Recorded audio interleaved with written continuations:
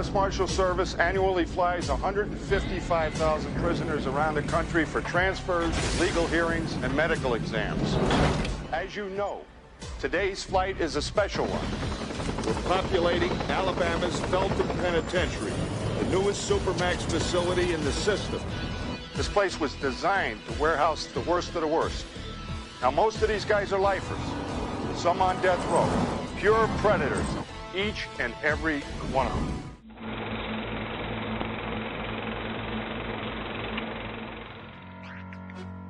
This is M-Wire, Movie Week in Review. M-Wire is brought to you by Audible.com. Sign up today to get a free audiobook download at www.audibletrial.com/geekcastradio. Start today with a free 30-day trial with over 100,000 titles to choose from for your iPhone, Android, Kindle, or MP3 player. Don't forget to follow Audible on Twitter at audible_com. And now the latest and greatest in movies with M-Wire. It's going to be an all-star flight. This kid's a potential fountain of information about the family business. 11 and a half, okay? Yeah. Look at him. Nice college boy, right? We interrogated him for months. He gave up nothing. This is our last chance before the FBI gets him. Over my dead body, those assholes get the glory.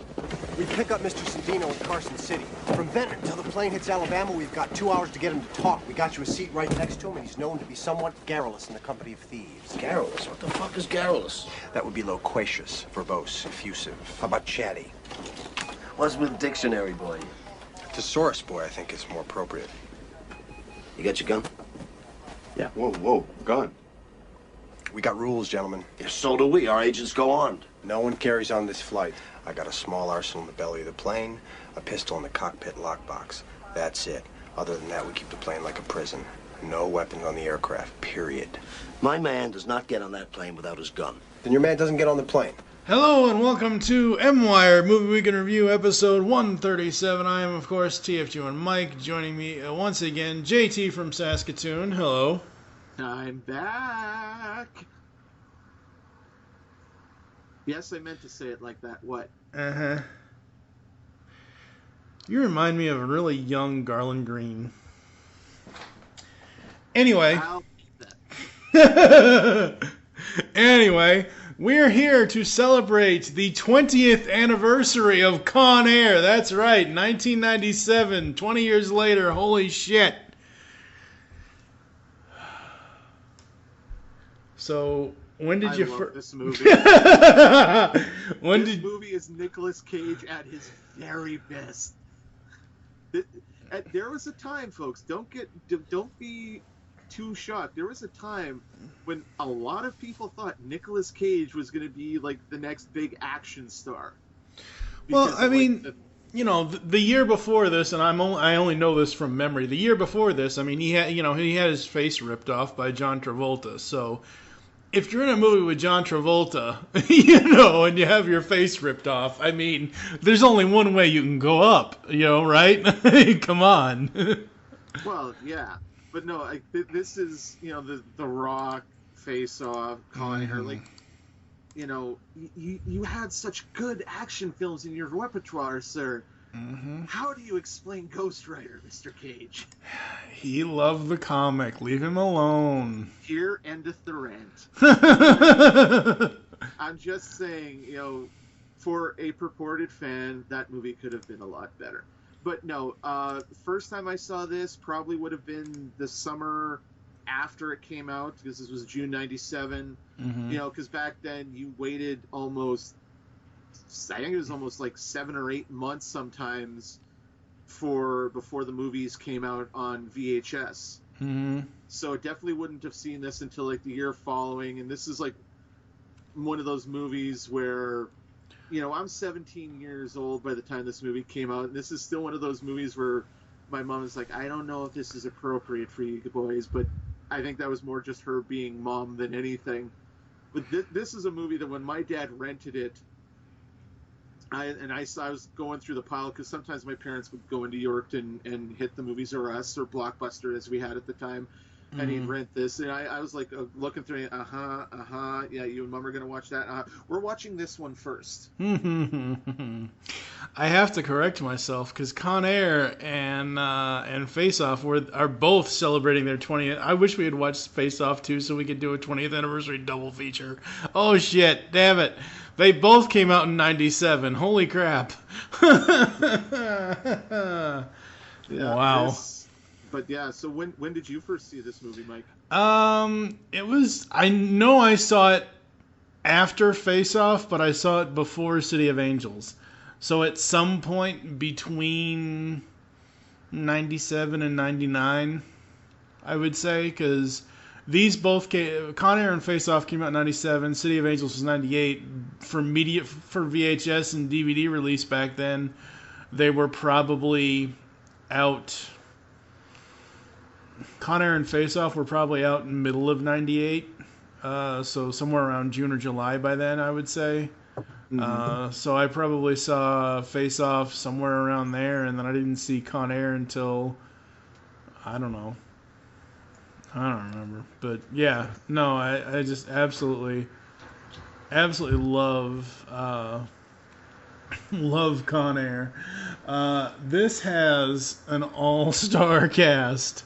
It really does. I mean, you got Nicolas Cage and John Cusack in to a lesser extent, not really, but also John Malkovich as the three leading men. I mean, then it's just a amazing guest list after that. You got Steve Buscemi, Ving Rhames, Colm Meaney. What? Ving. Is it? Oh, sorry, I was thinking of Michael Clark Duncan. Ving Rhames. Oh my! Don't you dare tell me Luther Stickle is dead. What the hell is wrong with you? A great many things, and we don't have enough time to go. Yeah, I know. You say that every friggin' episode. You say that every friggin' episode. Moving on, we've got Colm Meaney, Danny Trejo, MC Gainey, Dave Chappelle, Spinball.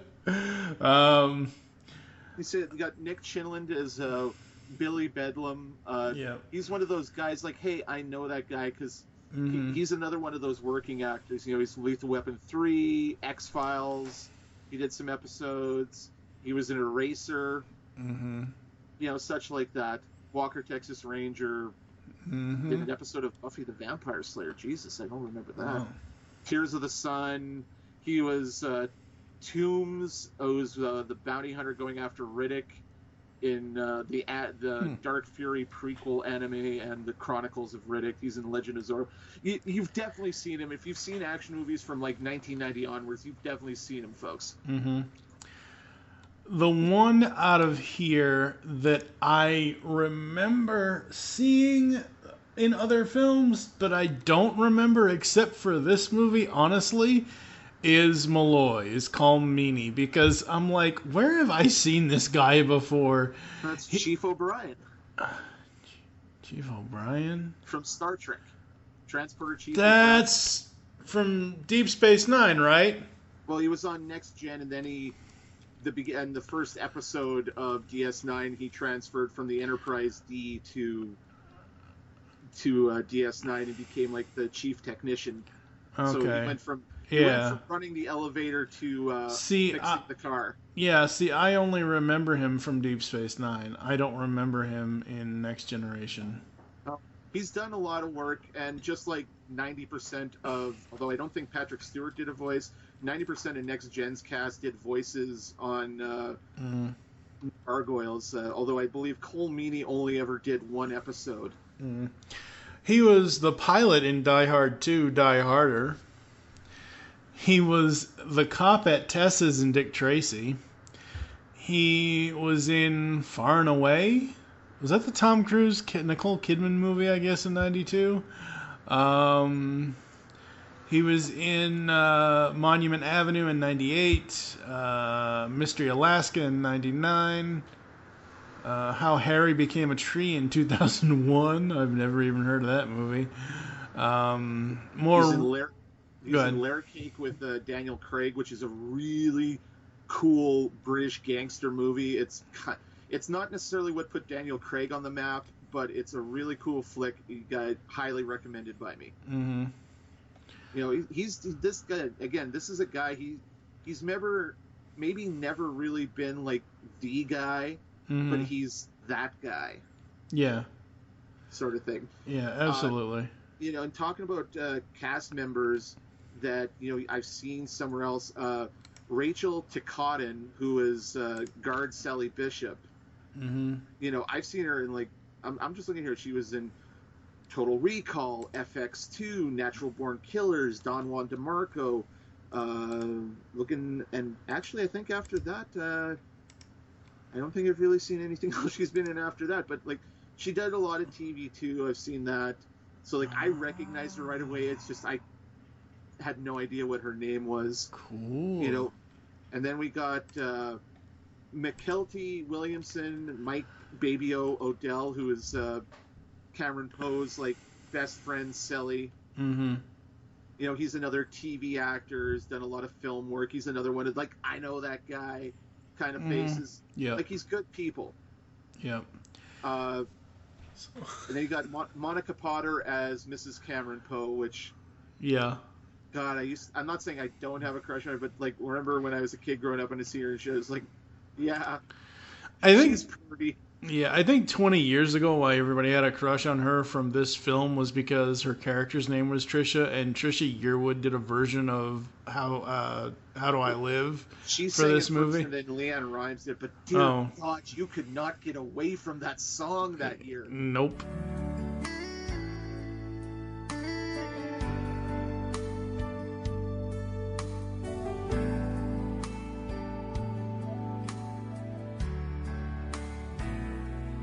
How do I get through one night without you? If I had to live without you, what kind of life would that be? Oh, I need you in my arms, need you to hold. You're my world, my heart, my soul. If you ever leave, baby, you would take away everything good in my life. And tell me now, how do I live without you? I want to know, how do I breathe without you? If you ever go, how do I ever survive? How do I live without you? There'd be no sun in my sky. There would be no love in my life. There'd be no world left for me. And baby, I don't know what I would do. I'd be lost if I lost you. If you ever leave, baby, you would take away everything real in my life. And tell me now, how do I live without you? I want to know, how do I breathe without you? If you ever go,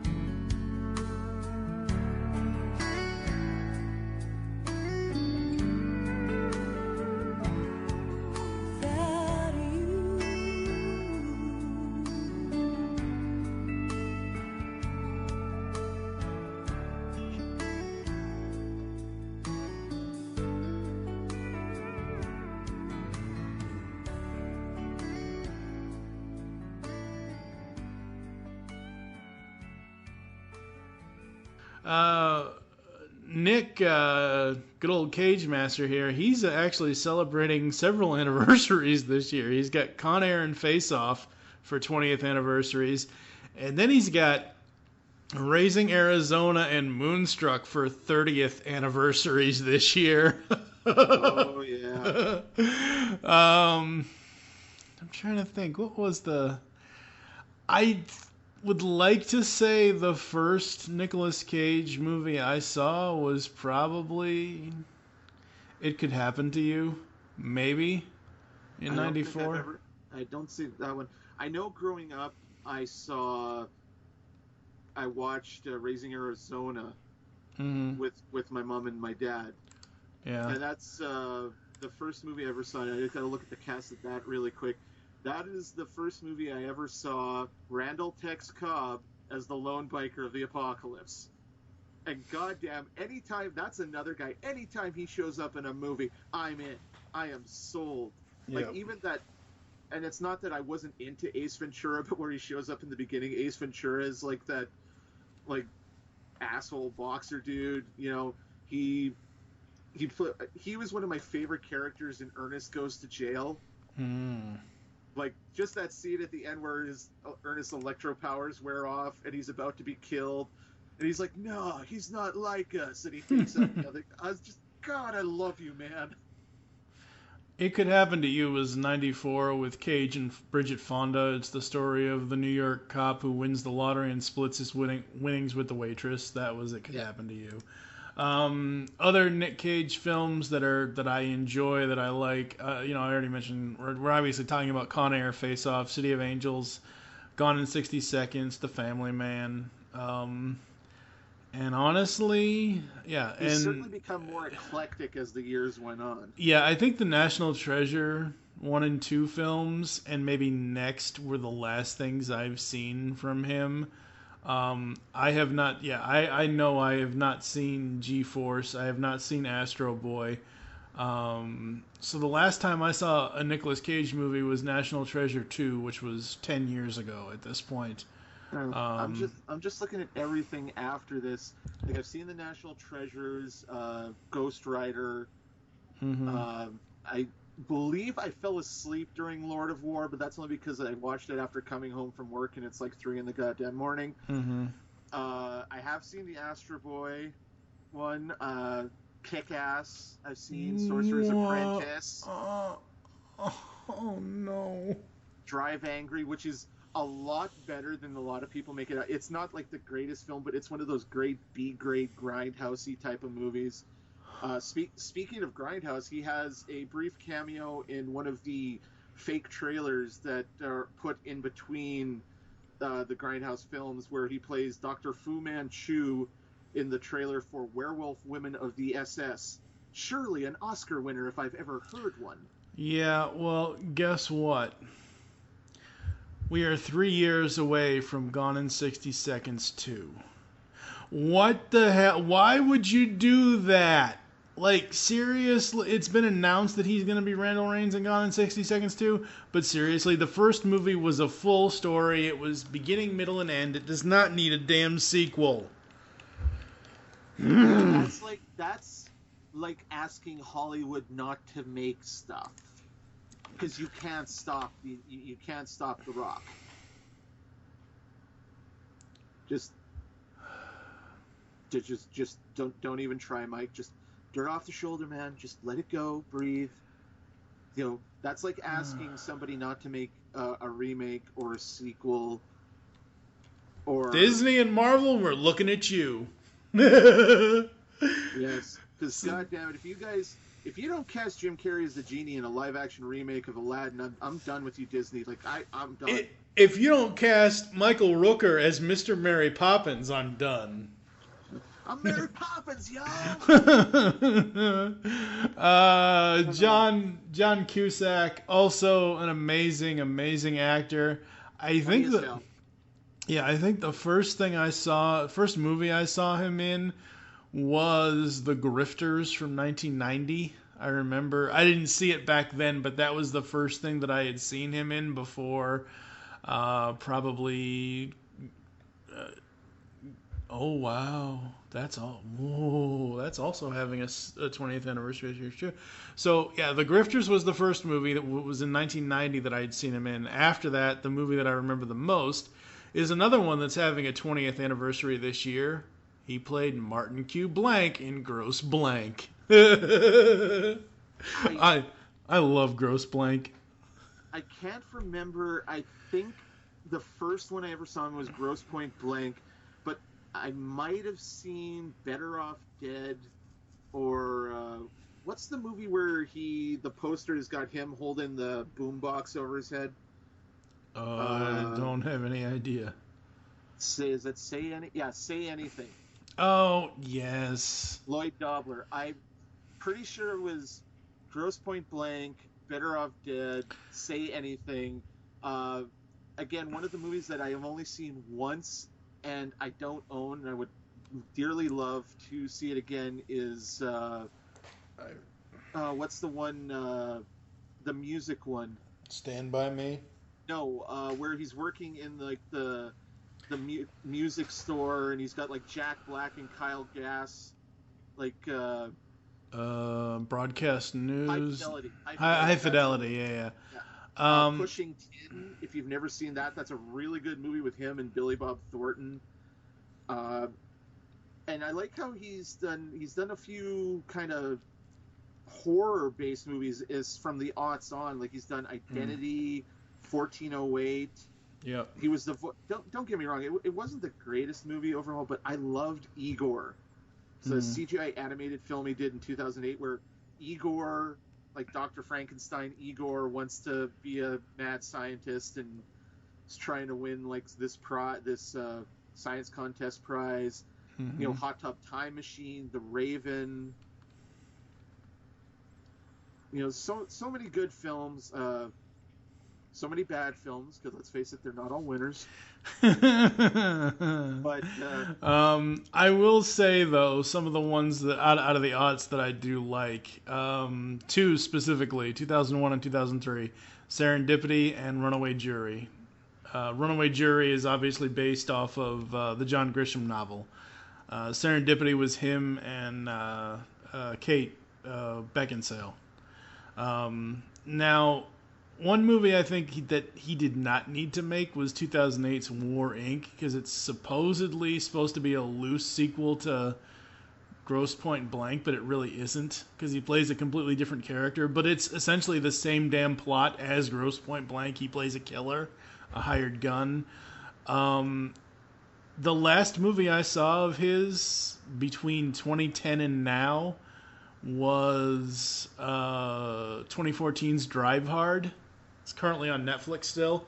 The only reason why I watched this movie is because, again, he's basically playing his Martin Q. Blank type character, and it's friggin' the Punisher, Thomas Jane.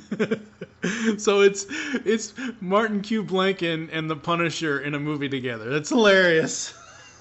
I'm just looking at a brief synopsis of this on IMDb for Drive Hard, and for some reason, where it has like a professional thief takes a former race car driver hostage and forces him to drive his getaway car, and I'm kind of flashing back to what was that just Collateral or Collateral Damage, the Tom Cruise Jamie Foxx movie? That was Collateral. Collateral Damage was Arnold. Oh right, the firefighter Arnold. Yep. But yeah, no, John Cusack, dude's funny as hell. Like, Grosse Pointe Blank, you can't say enough good things about Love that movie. You know, then we have some great actors. Like, you got, Dave Chappelle. Dude's funnier than hell.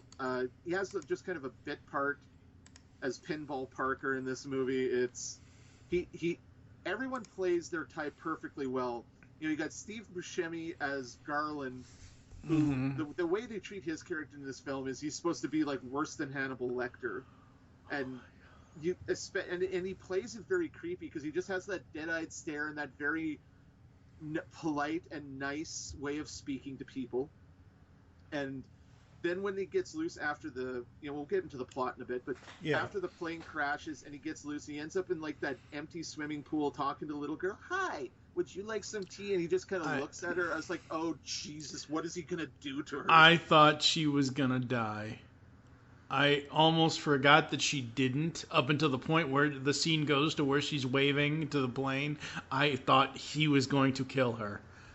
Yeah, it was good times. Yeah. We got Ving Rhames as Diamond Dog. Oh, my God. Okay, so this is... No. Machismo personified. Absolutely. Okay, so this is 1 year removed from Striptease and Mission Impossible.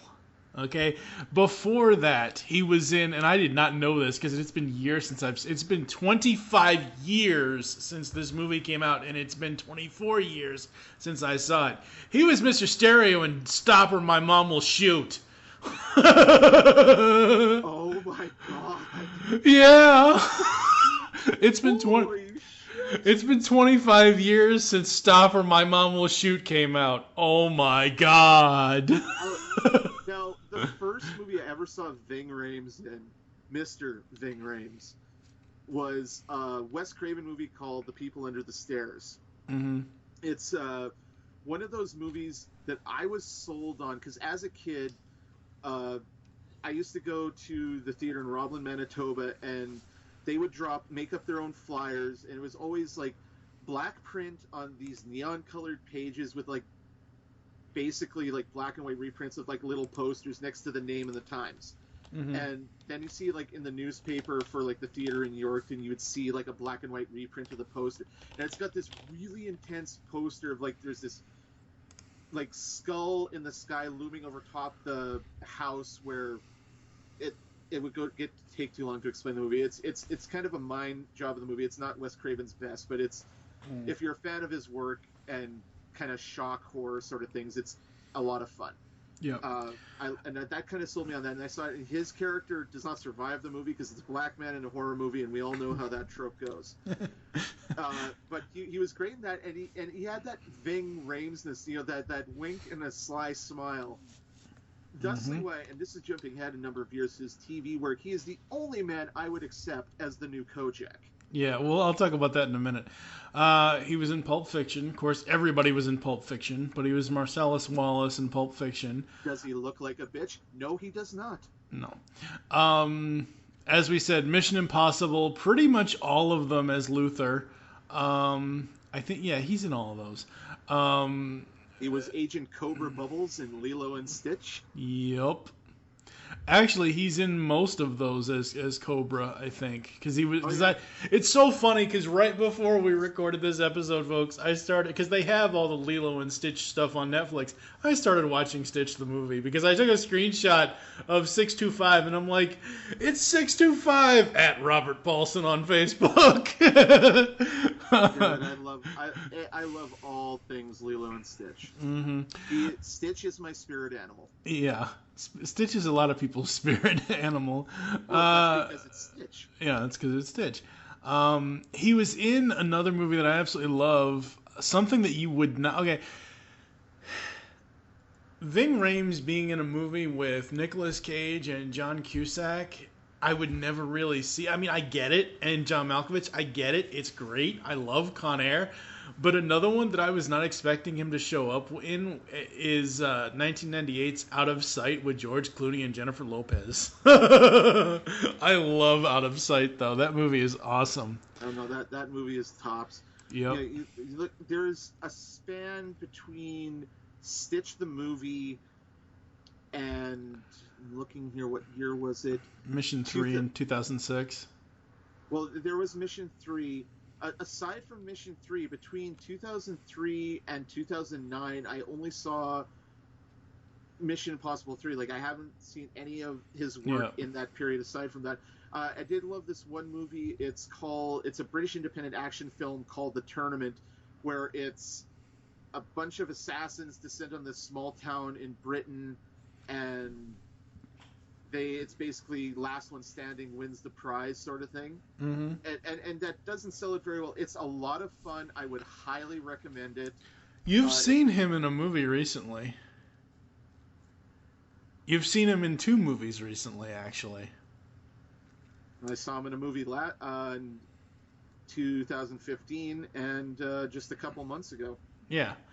He returns as Luther in Mission Impossible Rogue Nation, and he was Charlie 27 in Guardians of the Galaxy Volume 2. So you have, like, okay, quick aside, just very quick aside. Yeah. I've always loved the Guardians of the Galaxy comics. I love the original team from the 60s and the 70s. I love the Marvel 90s series. I've collected every Guardian series from the Marvel Annihilation event onward. Mm-hmm. Like, I love the Guardians. They're my boys. And when I realized who Stallone was playing, and they got Charlie 27 and Martin X, and just like, my inner child just wouldn't stop hopping up and down and pointing at the screen. It's him. They did the thing. And I was just like, calm the fuck down here, child. I know. And I'm like, literally just kind of vibrating with fanboy glee when I saw that. And there are a lot, like I said, there's some other really good movies Ving Rhames has been in. There's Give Him Hell Alone, which is this great kind of detective noir film starring the Punisher, Thomas Jane. He's done other work, but you will always be our Punisher, sir. You will always be the Punisher. Yeah. You know, Give Him Hell Alone, Operation Endgame's a good one. He was in both of the Piranha 3D movies. I don't care what anyone tells me. I love those films. Sometimes you just have to turn your brain off and enjoy the ride, folks. He was in Death Race 2, which is technically a prequel. Mm-hmm. So it makes it a pre-sequel. Yeah. He is coming up next year. He'll be Luther again in Mission 6. And Mission MI6, oh my God. They're adding Superman to the Mission 6 cast. Henry Cavill is going to be in Mission Impossible 6. I guess that's what happens when Superman dies. Superman, nothing can kill Superman. Also, nothing can kill the Grimace. Kryptonite can kill Superman.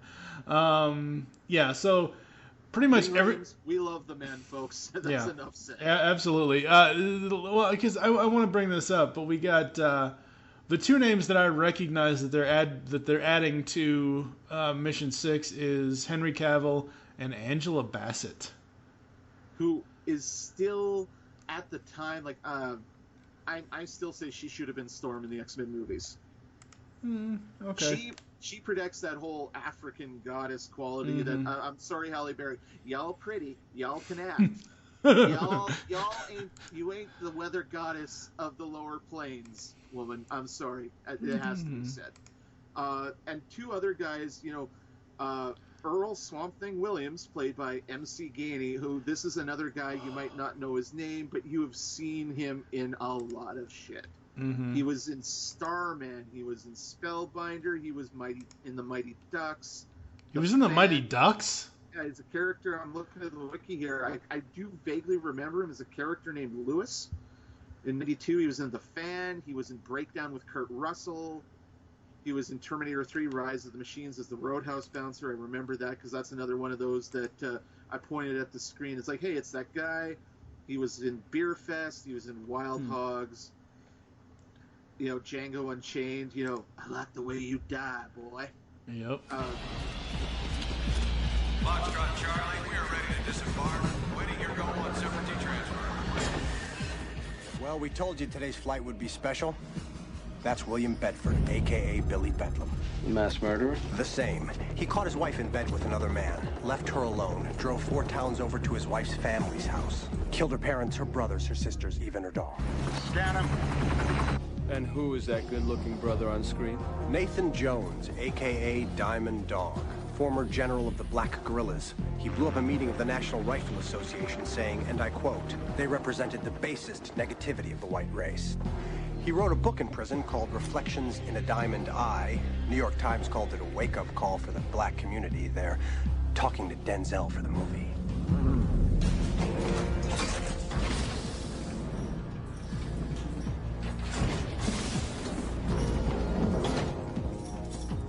Close door number 1.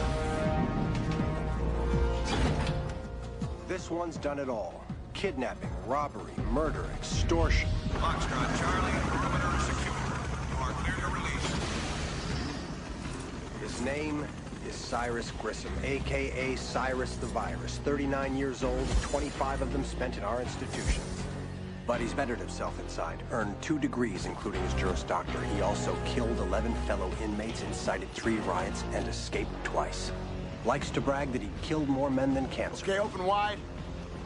Lift your tongue. Cyrus is a poster child for the criminally insane. He's a true product of the system. What's that supposed to mean?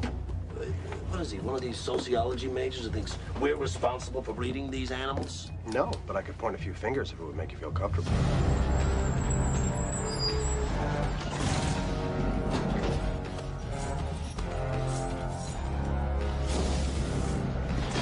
Now look at this walking penis. Boy, you are one skinny Negro. Easy, man. Open Shit. up. Oh, man, it smells like so much shit in your mouth. Told me he loved me. Get out of my face. All right. Yeah.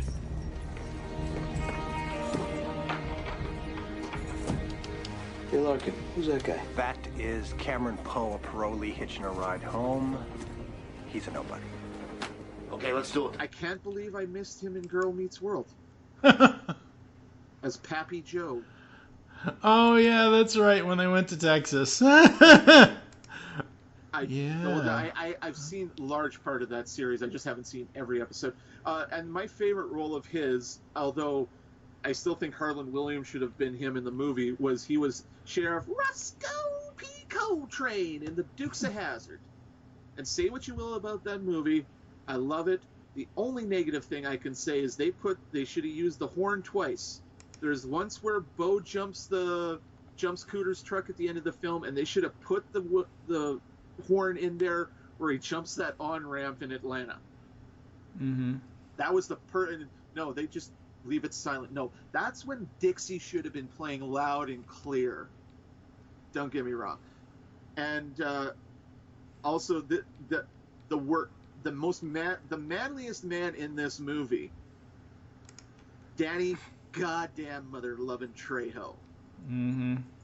Like, I remember when I was reading about him, the fact that he actually went to prison, came out, and he became a consultant on movies that featured characters who had been in prison or are in prison. And just when, I forget which film it was exactly, but I was reading this in like a biography article about him. He was working on one film, did not, the actor playing a certain character could not get it right. So one of the producers said, why don't you just get on camera and do it? And that's how he got into film, and he's not stopped working since. Yep. And he's Machete. Yeah. He's also Johnny 23 with no arm. They'd call me Johnny 600 if they knew the truth. Yep. Oh God. No, he was good. And, you know, him, like John Malkovich, has a list of things, like his filmography. It would take too long to rattle off all the movies we've seen him in and loved him in. And like I said, Cyrus the goddamn Virus, John Mother-Lovin' Malkovich. Like, I know he's known as an actor's actor and everything like that, and like he is an actor. He doesn't do movies for the money. He does movies that he believes in and projects that he believes in. But he is one of the scariest mothers in this movie, and it's just his eyes. It's all with the eyes. Mm-hmm. You know, you are scared. You are like, he's going to eat me with some fava beans and a side of Chianti. Mm-hmm. You know, and would you say he has if not the most badass line, one of the most badass lines in the movie, where what was the drug guy's name that he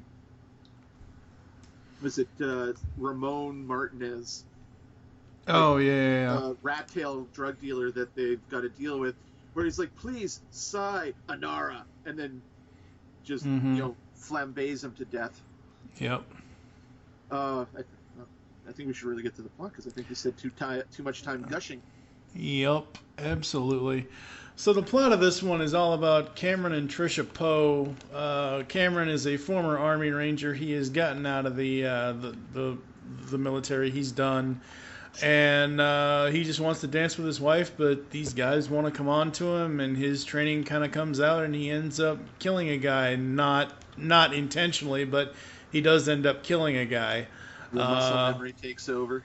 Yeah, and he ends up getting 10 years in prison for it, because it wasn't premeditated, it wasn't direct, it was murder, but they do it up as manslaughter. Negligent manslaughter, I think, was the charge. Yeah. So he ends up in prison, and they kind of fast forward it past that to the point where he's getting out, because that's the basic plot of this movie, him getting out, and then all these people, all these convicts on a plane. Yeah, I love Hence the the term Con Air. Yeah, I love the montage of him getting the care packages with like the little mini bag of Doritos and the pink snowballs that he makes friends with Baby-O with, and Baby-O sure loves those pink coconut snow. Like, and I love his not quite Southern enough accent. Now, here to go back in our relationship. Just briefly, I have said that of one of the few things I liked in X-Men Origins Wolverine was Taylor Kitsch as Gambit, because I liked his accent. It sounds like an actual Nolans accent. You, on the other hand, in terms of characters, love Chris Potter's the Pepe Le Pew dripping with syrup, mon chéri, from the X-Men animated series, and that's fine. And because that's the better one. In your opinion and my opinion. But anyway, what I'm saying is... Fact is fact. And the fact is, everyone is welcome to their own opinion. No one's is more valid than the other. But like I'm trying to say is, I wish Cage would have steered way more towards Chris Potter's Gambit, like that kind of accent, than anything. Because that's what just kind of bothered me about this, is it just wasn't Southern enough. It's that when you in any movie, when you hear a character, whether like they're British or they're Asian, and that it sounds like they're talking English, but there's still that barest hint of an accent. It's just kind of that I found that just not grating, but just a little annoying, But yeah, so Cameron gets out, and I love that shot where he's catching a ride on Con Air because they're gonna populating this new Supermax prison. Baby-O's also getting transferred to New Digs. He's still in jail. We see Cyrus and Johnny 23 and everyone getting loaded on. But I love that shot where Cameron comes off the thing and he's basically breathing free air. And it's just that scene where he throws his head back, closes his eyes, and smiles. It's graceful, high hairline, mullet hair flowing in the breeze. And it's just that look that says, it's a good day. Guard Bishop? Hey, Larkin. Tell me, Skip, is the U.S. Marshal Service in the habit of employing annoying, wise-ass bookworm creeps? Larkin's one of the best we got. Yeah, well, still like to crush his larynx with my boot. Scan him. Face me. What's this shit? It's my daughter. Well, I don't care if it's a weeping mama Christ. There's no personal possessions on this airplane. Just as long as you know I'll be getting that back at some point. Are you telling me what I'm gonna be doing here, numbnuts? You heard me. Hey. Come on, break it up. Then they get on the thing, and very quickly it all goes to shit. I mean, Dave Chappelle, has smuggled some gas and a match on. He lights up the guy next to him in the seat, who is just minding his own shit, not really doing nothing, sets him on fire. The cons take over the plane. They land at their next pickup where they get MC Gainey's character, where they get Swamp Thing, a couple other guys. While that's happening, the buses or the the plane's about to take off, and they have that scene where John Cusack and the guards have discovered Cyrus's little hidey hole in the wall, and they figured stuff out, and then they have like the lunch kit bomb. It's like, how well trained were these guys not? Yeah, no. He just told them, don't touch anything. I'll be right back. and the first thing they do is touch things, and then they're dead. And every time I watch Con Air, and I've seen this well into the double digits, every time I bunch my fist, like I just make fists and just like, you idiots, you know, stuff like that. Okay, who's your out of the cons? Who's your favorite con? Oh God. And I want to say you can't say Cyrus because everyone loves Cyrus. It's gotta be Diamond Dog because it's Ving fucking Rhames. I mean, come on. Yeah, I think Johnny's fun. Like I hadn't seen Johnny's too. I can't handle. I like Danny Trejo. I like him as an actor, but the character of Johnny 23 is just a character that no one should like because of the whole rapist kind of thing. I mean, and don't get me wrong, all these guys are bad. Diamond Dog is a bad man. Don't get me wrong. And yes, I am using, Nicolas Cage as Memphis Reigns' line there, but it's one of those things where, in the context that Diamond Dog is in this movie, because Poe even asks him, you're this militant black leader. Why are you taking orders from a white guy kind of thing? He's like, oh, I'm just biding my time until I can rise up. He never really gets a chance to do that, obviously, and I think that's why I like him the most out of the cons. Obviously, I like Colm Meaney as Malloy. I like John Cusack and Nicolas Cage. So yeah. No, my favorite is definitely Diamond Dog as well. Like just when he has that, where Poe asked him that question, like, "Why are you working with Cyrus?" And he's all like, "Every dog has his day." Just the smile on his face. And yeah, don't get me wrong, I love Danny Trejo. Not my favorite role that he's ever done, and it's for two reasons. One, this is a whole lot of Danny Trejo.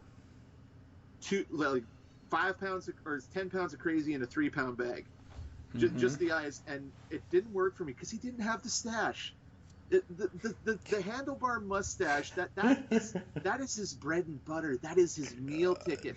That's like when Carl Weathers shaved off his mustache for that sitcom on Fox a few years ago. That I was like, why would you shave off the moneymaker, Carl? It's the same thing here. Danny, like I hadn't seen From Dusk Till Dawn at this point. But I knew him from other movies, and he always had the stash. And it's just like... Wasn't he in a couple episodes of Walker, Texas Ranger, too? Possibly, but I haven't seen Walker in years. Yeah. And as we all know, behind Chuck Norris's beard is another fist waiting to strike.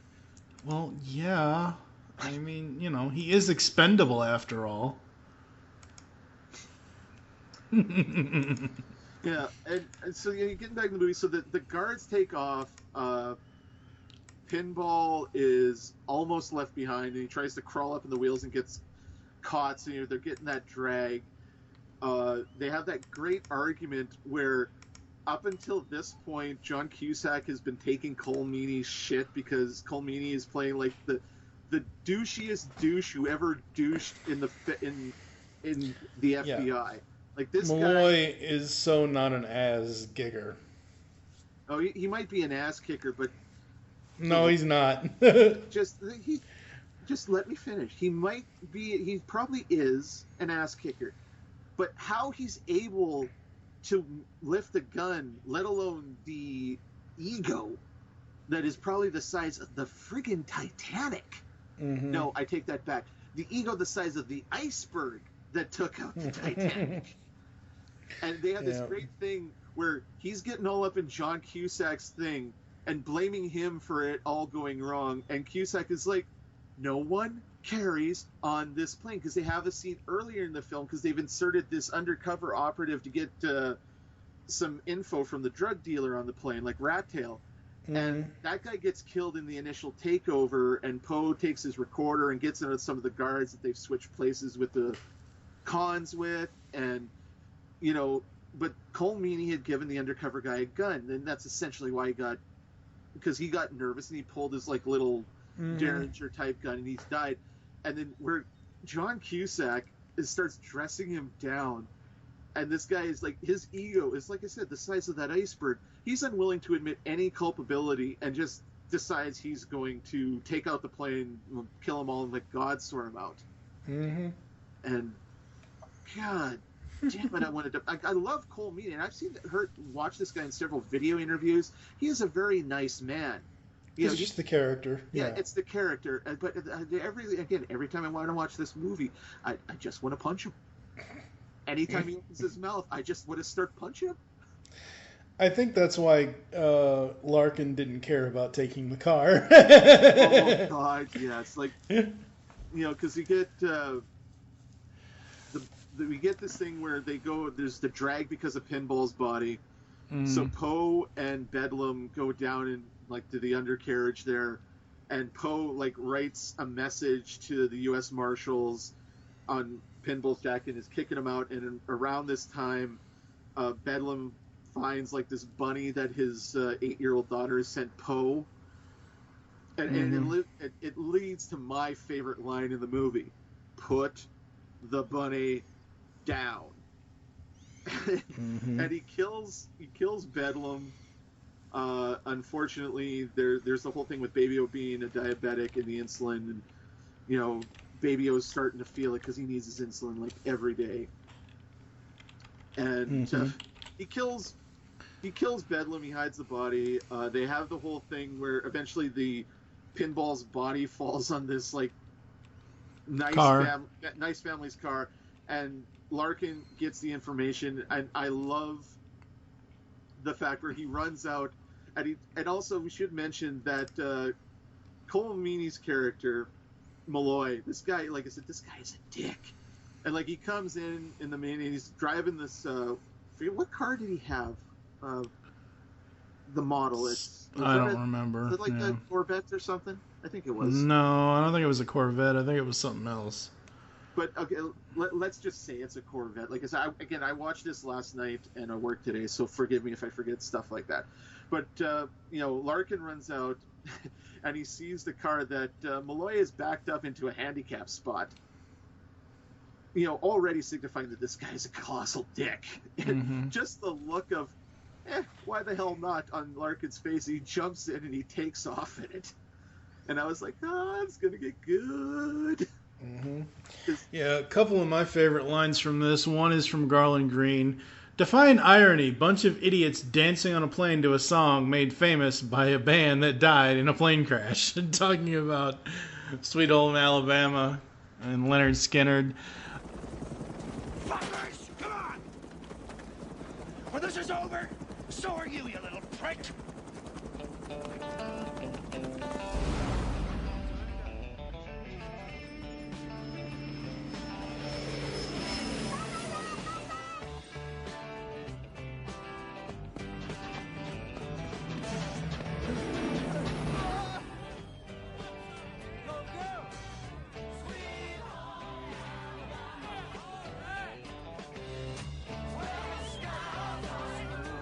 Define irony. Bunch of idiots dancing on a plane to a song made famous by a band that died in a plane crash. Malloy has a good one. Well, you better start contemplating because this is a situation that needs to get unfucked right now. Oh, God. There are just so many good lines in this movie. We'd be here all night, Yeah. So Bedlam's dead. Poe is kind of ingratiated himself into the seemingly good graces of Cyrus, but given that this guy balances emotions on the edge of a pin, we don't want to put too much faith in that. And eventually they land at this disused, junky airfield where there's a private jet waiting for the drug dealer and all these guys, and they're going to be taken to, Mexico, and they're going to be given all these millions of dollars and live like kings for the rest of their days. But then Rat Tail decides, well, you've got me this far. I don't need you anymore. Peace. I'm out. And that's where we get the great thing of where he's tied up, and they've opened all these propane tanks, and he's like, please, Cy, Anara, and Cy throws this lit cigarette, and boom, you know, they're trying to they're trying to fix the plane, the Con Air, to take off again. They're going to try and make it to Mexico anyhow. And Poe starts kind of fucking with their program, and Larkin shows up, and eventually they hook up and are trying to get to it, and the National Guard's coming. And I love that scene of the Khans like plotting their assault on the National Guard and the marshals. Like, did you like that scene? Because I know some people don't like that scene. They say, well, why would they take the time to spell this out? Because some of the Khans are fucking idiots. Yeah. No, the scene was alright. I think one of my favorites was with Pinball and Swamp Thing, when Swamp Thing gets on, and Pinball's like, what's up, man? So you Swamp Thing? That's right. Flying the plane? That's right. It's amazing the shit you white trash know. That's right. And just the smile on MC Gaby's face that whole time. Like that dude, absolutely. That dude is awesome. So like they hijack the cops, you know, the National Guard. A lot of them are slaughtered. Some are survived. I love when Larkin tries to stop the plane from taking off by attaching a tow chain to the Corvette, and that works about as well as you think it would. And especially when Mulaney shows up and is like, or Malloy, sorry, shows up, and then the car falls off the chain, lands right in front of him, and you just look at this anguish on his face, and you're just like, oh, that's some good schadenfreude. Because you got exactly what you deserved, fucko. And about this point, Poe's identity has been revealed, because Diamond Dog finds Bedlam's corpse and Poe's thing, and it all comes tumbling out, and eventually the plane crashes on the Las Vegas Strip. Yep. And I love the final fight. You know, Poe takes off. Was it Poe and Larkin? Yeah, Poe and Larkin take off on the police motorcycle bikes and chase the fire truck. Yeah, they take off on the bikes, and it's like Grissom, Diamond Dog, and Swamp Thing are on this thing, and they have that fight where Nicolas Cage is swinging off the ladder. And, you know, Swamp Thing's like, eventually they crash the truck, and they're all dead. And Grissom's dead. Diamond Dog's dead, sadly. You know, rest in peace, dog. And then Trisha Yearwood swells up again, and you know, it has that great. They have that great ending where he finally meets his daughter for the first time, because he doesn't. Throughout the whole thing, we should mention, while his wife was pregnant and his daughter was born while he was in prison, she never. I think he never wanted her to come see her daddy in jail. And he finally meets his daughter, and you know, it's all is well and good. And we have that great ending scene where we find what, in the whole confusion of the junk during the scenes at the junkyard, Garland Green escapes. You know, we have that scene where he meets the little girl. We find out that he had this epiphany, and I don't have to kill her, sort of thing. And you see him now; he's a free man. He's on a winning streak at a casino. And life is good, you know. Which kind of almost imitates. Oh no, that was Will Patton's character that liked to gamble in Armageddon. Yeah. And this is a film produced by Jerry Bruckheimer, and there's a lot of like little cues, and you know, because I mean, obviously the director was Simon West. You know, he's done. This is basically like his first movie right out of the gate. He also did some. He's got an eye for action. He's done The General's Daughter, Black Hawk Down, Expendables 2, the original Tomb Raider movie.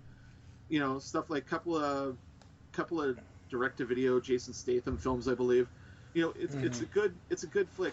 And Jerry Bruckheimer, while he didn't direct the film, you can see his fingerprints on this, and it's not it's not like Michael Bay's I am totally not directing the Ninja Turtle movies production, but you know, you look at the films Jerry Bruckheimer was a producer on. Like, who's his Bruckheimer and It's Simpson, isn't it? No, that's somebody else. Yeah, Don Simpson. Yeah, that's right. Yeah. You know, unfortunately, Don Simpson just decided to shove most of his money up his nose because he liked the nose candy. But, you know, he's a producer on the CSI franchise, Beverly Hills Cop, Flashdance, Top Gun. Just go to the wiki and read his notable works blurb, folks. Oh yeah. This dude made our childhood. Oh yeah, absolutely. You know, I love the scene at the end between Poe and Larkin. That gun work? Yeah, then shoot that piece of shit. You know, again, I just wish there would have been a little more syrup on that accent, Nick Cage, but he sold that line. Yeah. And like I said, you know, the film ends. It overall, because it's a little more energetic in its action than The Rock. Because The Rock is, don't get me wrong, The Rock is a classic must-see action movie. You do yourself a disservice if you've never seen that film. It is, I wouldn't say it's a masterclass, but this is one of the greats, you know. But it's a much more serious-minded action movie with its scenes and all that. I mean, granted, you got the goofy scene where Nicolas Cage kills the Candyman with the rocket, because Tony Todd was and always shall be the Candyman to me. You know, I don't listen to some soft-ass shit. Oh, okay, that's too bad, because it's you. You are the Rocket Man. And also, the best line in that movie was, of course, your best. Losers always talk about doing their best. Winners go home and fuck the prom queen. She was the prom queen. But yeah, no, I love this movie. I'm telling you right now, straight up 5. This is my favorite Nicolas Cage action movie. I love Face Off. I love The Rock. I love a lot of his work. But this is my favorite Nick Cage action film. Straight up. I'd say it's my favorite 90s action film he did, but Gone in 60 Seconds in 2000 kind of outdoes it for me a little bit. It's a great action film, don't get me wrong, but I do consider it an action film, but it's not. When I think action film, you know, I think car chases, I think gunfights, I think, you know. Car chases. Hello. The whole movie is about a car chase. Come on. For me, an action movie contains, like, it's a great action film movie. Don't get me wrong. It's just, I like to have, you know, a little more mayhem and violence with my car chases. Just saying. Let's stick that pinky up a little bit higher and drink that, you know, English Earl Grey tea a little more. Yes, because God forbid somebody else should have a different opinion, Mike. That's right. But Con Air, I will also give a 5. There's nothing wrong with this movie whatsoever. I do absolutely love it. We are going to get the heck out of here. Where can the people find you online, sir? You can find me online on the Comic Connoisseurs podcast with Ben the Host Carver and our friend Red Ink. We talk about comic books and comic book related topics quite often. We've also started a new show Red came up with called Redline Rumbles, where we pick 2 comic characters and it's kind of like Death Battle on Screw Attack. We talk about, you know, who would win in a fight, basically. You know, debate it back and forth. We have a lot of fun with that. Coming up, I think we're going to be doing The Mighty Thor versus Captain Marvel from DC. And you can find me on the Twitters at JT from Saskatoon, all one word. Absolutely. You can find me on Twitter at TF2andMike. You can also follow at Geekcast Radio and at GCRN for all of the network and show updates. Coming up next, for the next 2 weeks after this episode airs, Steve, myself, Birdman, and whoever else knows. I don't know who's going to be the 4th on that yet. But episode 138 and 139 of Movie We're going to Review, we're going to go back to the Star Trek movies because we never actually finished that spotlight. So we're going to do 2 episodes, one talking the original films, one talking Next Generation. And then after that, JT will be back for the anniversary. I think it's an anniversary. Maybe it isn't. No, it came out in 89, so it's not an anniversary yet. Episode 140, we're going to talk about, we're all going to get foobarred and talk about Tango and Cash. So that's going to be fun. Yeah, keep those film reels rolling, and we will catch you next time here on Movie Week in Review. But I couldn't leave a fallen man behind. You'll do that for me, won't you, Larkin? Sure I will. What are you gonna do for me? What do you think I'm gonna do? I'm gonna save the fucking day.